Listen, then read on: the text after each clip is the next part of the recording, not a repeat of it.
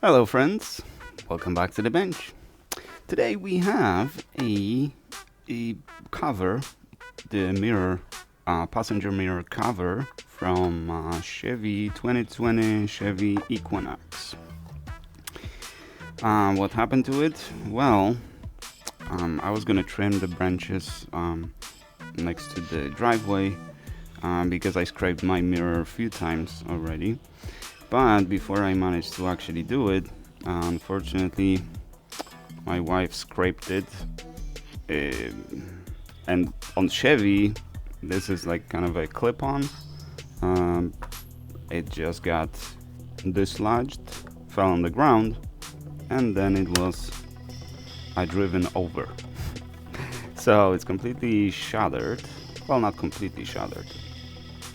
I have the pieces that my wife picked up from the driveway. Let's hope these are all. The cover can be purchased on eBay for about $40 some. So that is likely what I will need to do. But before before I order it, I'll see if I can fix it. And how am I gonna fix it? Well, I'm gonna try to fix it by melting the plastic and just kind of doing the stitching. And a mechanic knows what I'm talking about, and this is very common that on some cars the one plastic cover cannot be acquired. You need to replace like the entire mirror, and it costs like $600 or something. Or a cover of the headlights, or any kind of plastic covers like that, which also require you to replace the entire assembly because you can't acquire that one piece. And sometimes you're just trying to get the car working enough so you can either sell it or use it. And so these are pretty common repairs in automotive industry, or at least where I come from, because I come from a relatively poor country. So I've done it before, but every job is different when it comes to these, because this has been deformed. I do believe that this clip over here should be pointing up, right? So what I'm gonna try to do is just blow some hot air on it and try to bend it in position, back in the position. Will it work? I would say that there's a 50-50 chance at best, and that this will stay on. Because maybe it'll look relatively good, but I doubt it'll stay on. Now, meanwhile, I'll tell you guys what you probably already know, but perhaps not, is why we don't have flying cars. And this subject has been touched by many scientists and science educators and stuff, and I always feel like they miss the major point of why do we not have flying cars. Alright, so I'm gonna give you my take. But let's lower the temperature of an iron to 150 degrees. We're gonna start with 150 and we'll see if that works. Obviously I'm using a already used a chisel tip for the iron. Here it is. Alright, I recently had to replace it because this one was completely done. It doesn't want to soak solder. I've used it for way too long. I should have replaced it a long time ago. And let's try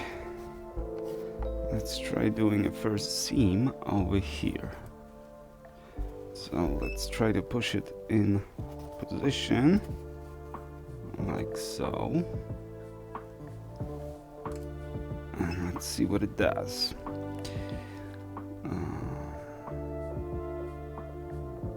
Okay, 150 might not be enough. Yeah. So, but start with the lower temperature because you want to melt the plastic, you don't want to burn the plastic. So you don't necessarily want to see the smoke coming. And that is pretty much how it's done. So now, the flying cars. Right? Why do we not have flying cars? Where's my flying car? Well, oops. We lost another piece. Okay, this didn't work. Right, we didn't melt enough. Technically, we do have flying cars. They're called helicopters. And they're roughly the size of a car. They roughly house or accommodate the same number of people. Not counting the blades, it's pretty much the size of the car, and not counting the big helicopters, right? But that doesn't seem like it's a flying car, right? Because it seems like, well, you need a license to fly that thing, right? Well, what do you need a flying car for, right? Ideally, probably, when there is a traffic jam, you would like to just pick up, lift off, and just go around the traffic. Which would work if you were the only occupant of the road. There was no one in front of you, no one behind you. The roads were empty and the skies were empty. Yeah, that would work. But if everybody has flying car, then obviously everyone in front of you and behind you will have the same idea. Yeah, let's just lift off and go around the traffic. What do you think is gonna happen then? That is the main issue. Now, imagine you have a little bump with someone, a little tiny accident, right? On the road, well, you both stop. Hopefully, you were going slowly and just a tiny crash, your bumpers dent, the doors dent, and you're missing turn signal. No issue, right? But with a flying car, well, there's a chance you're both going down very quickly. And instead of this being a tiny bump on the road,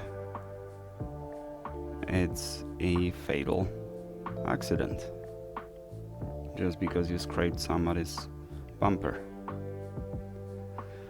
Suppose you run out of gas and your car is going down the same way. But now, when your car is going down, perhaps your car is going down on the roof of my house. That would be fun, right? I don't live relatively close to the airport. I live relatively far from the airport, like 2-hour drive. So I don't have planes flying over my house, which is what I like. Now, if you have flying car, you are absolutely capable of flying over my house. And suppose your car breaks then, and it lands on my house. There's a reason we have FAA. They give licenses to make sure the pilots are trained. It's not a bulletproof system. You guys heard of this lady that unfortunately lost her life along with her father in a plane crash of a Beechcraft. Right? What was the Tennessee Fly Girl, something like that. And well, based on the footage and the opinion of people that are into aviation. I'm just like slightly into aviation. I don't have a license, and all I know about aviation is from those aviation channels on YouTube. So their opinion is that the lady was not trained well enough to actually fly that much, to actually pull it off. There were, the footage that killed me was when she was flying with her dad, and something was going on. I don't remember. There was some issue, and her dad says, "Oh, okay, where's the fuse box? Let's check the fuses." And he starts bending, checking underneath the dashboard in front of him, looking for fuse.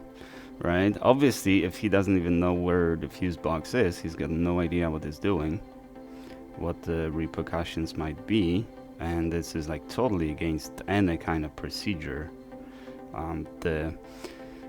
The procedure is, in case of any emergency, any problems, aviate, navigate, communicate, in that particular order. Right? Because the most important thing is to stay in the air, then to not fly into the other plane. So navigate, and you want people around you to be aware what's going on, so you communicate. But that's the last thing on your list, right? First you aviate, navigate, and then communicate. But her father figured, I'm just gonna start messing around with the fuse boxes. Or with the fuses in the fuse box, even though I don't even know where that fuse box is.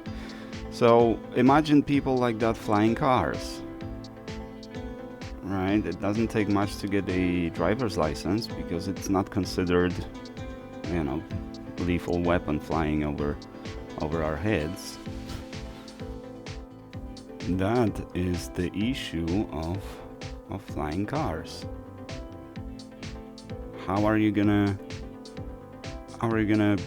monitor? How are you gonna just like take a look at the traffic, right? What problems we have with traffic?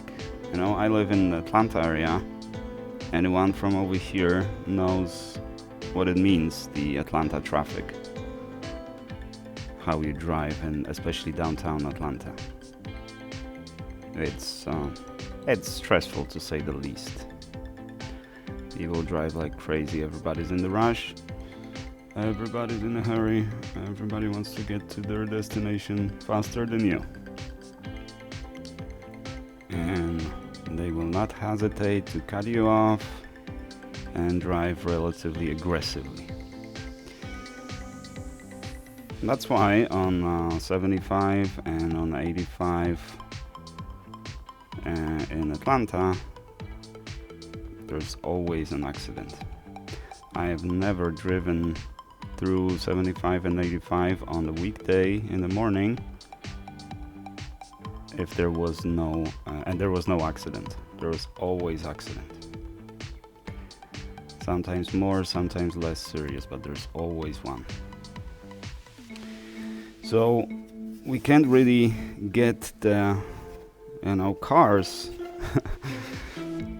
to just kind of organize the cars on the road so it's all going smoothly. And now we want what? Flying cars?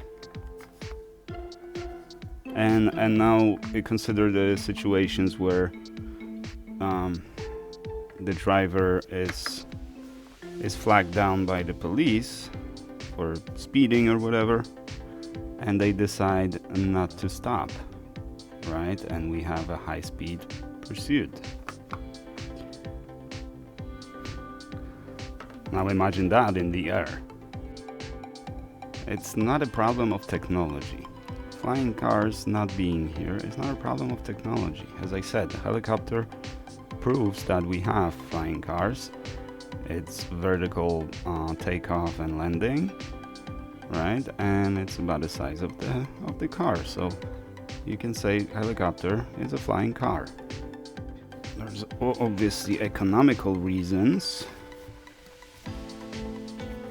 Flying car would definitely be more expensive than regular car, just as helicopter is. But the main reason is the society. We can't have flying cars. That's why we'll never have flying cars. We can't even get the planes in the... You guys ever watch those ATC channels? Air traffic control recordings of interaction with pilots and air traffic controllers. It gets nasty sometimes. Like, I've heard this one where the guy with a private pilot's license flew into a, what is it called, Bravo zone. It's basically where commercial planes are flying, right, where they are approaching and taking off. That's a big no-no in you know, in the air. The big no-no is to fly into that zone unless you were cleared. You can ask for clearance first, and then you can pass through that zone or fly into that zone, or you know.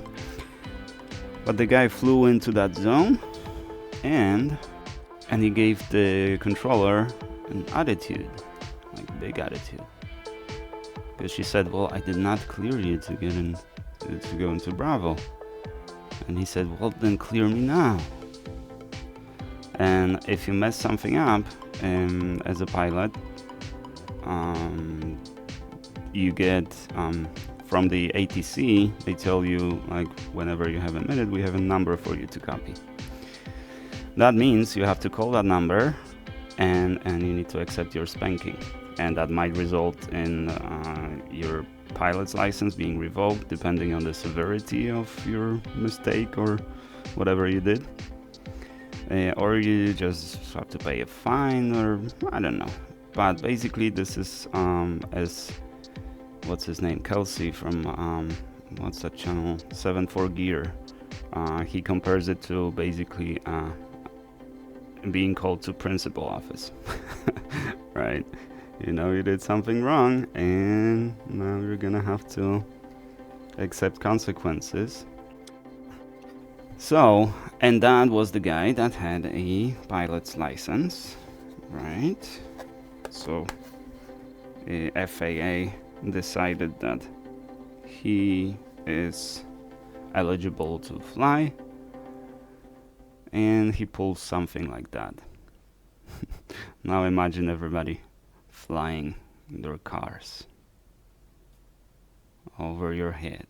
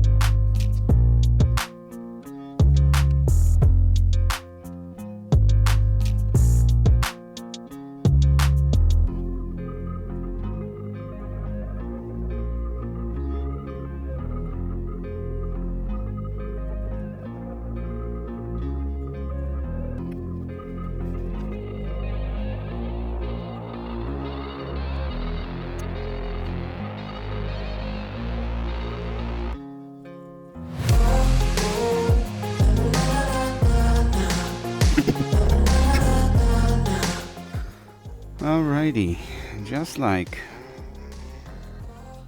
with AI, the danger is stupid people using it.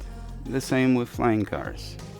The danger is stupid people using it. That's why we don't have flying cars. It's not even a matter of technology limitations and stuff. Obviously, there's never going to be a flying car looking like a car and having rocket engines or something. But even suppose we discover some kind of technology that allows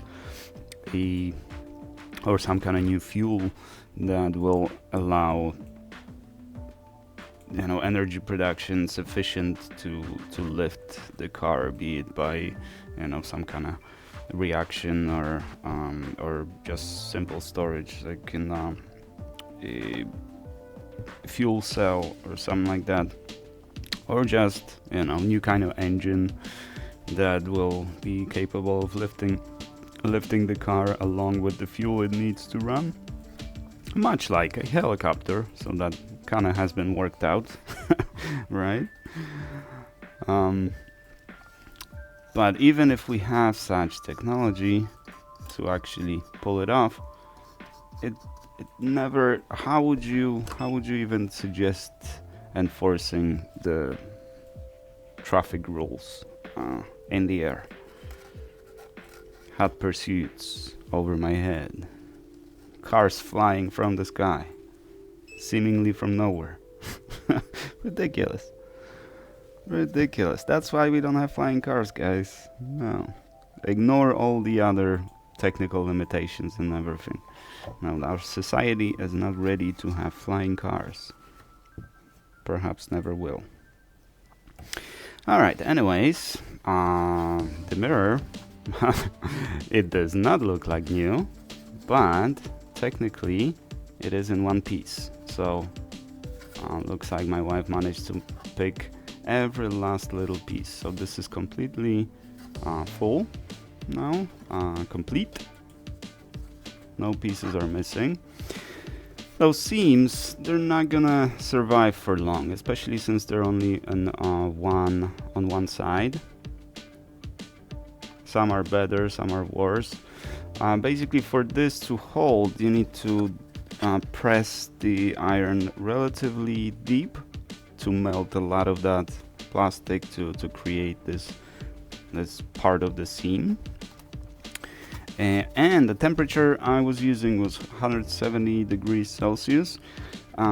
If you touch the plastic and you see the smoke, it's too high. You're burning plastic. You don't want to see any smoke while working on it. That's why I don't have a fume extractor on or anything, because I'm just melting the plastic. I'm not burning it, so it produces almost no fumes. I didn't smell anything while working on it, so we're just melting it. If your temperature is too high, it's gonna start smoking. So if you see then signs of smoke, reduce the temperature. And technically, at least on the camera, it looks okay. It doesn't look that great on closer inspection, but the plastic got deformed due to car driving over it. Now let's just see if we can bend this into place. So for that, let's grab some hot air, and again let's try with 170 degrees. We know that temperature is good. So now let's I can just grab this. So I want to heat it over here.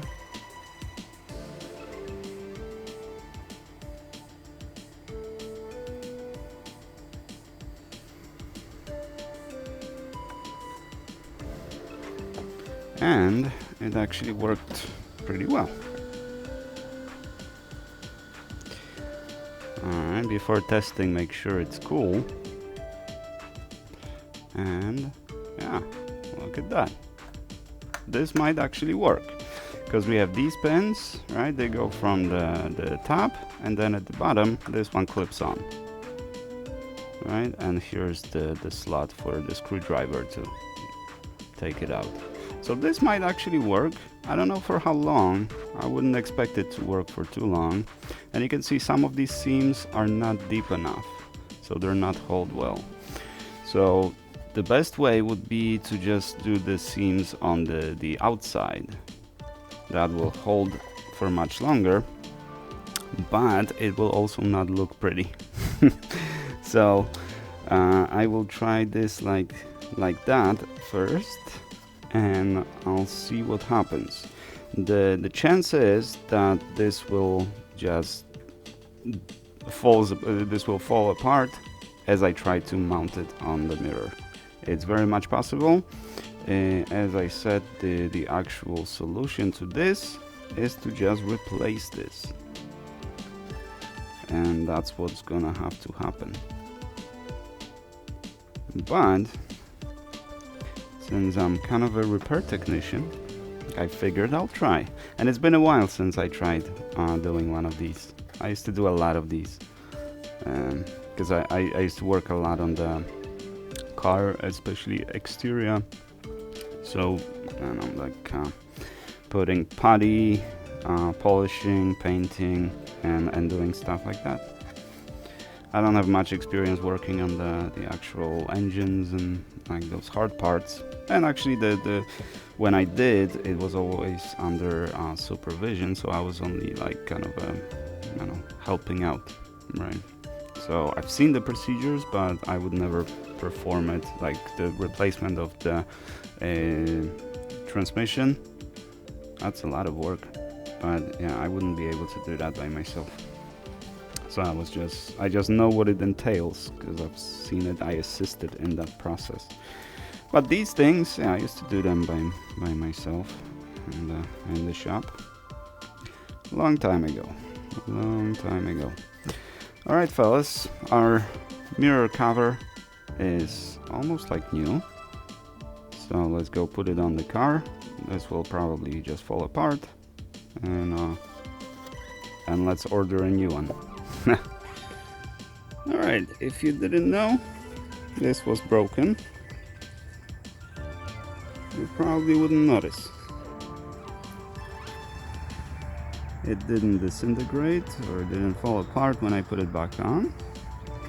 And from afar, you wouldn't even tell. But I hope you found this useful in any way.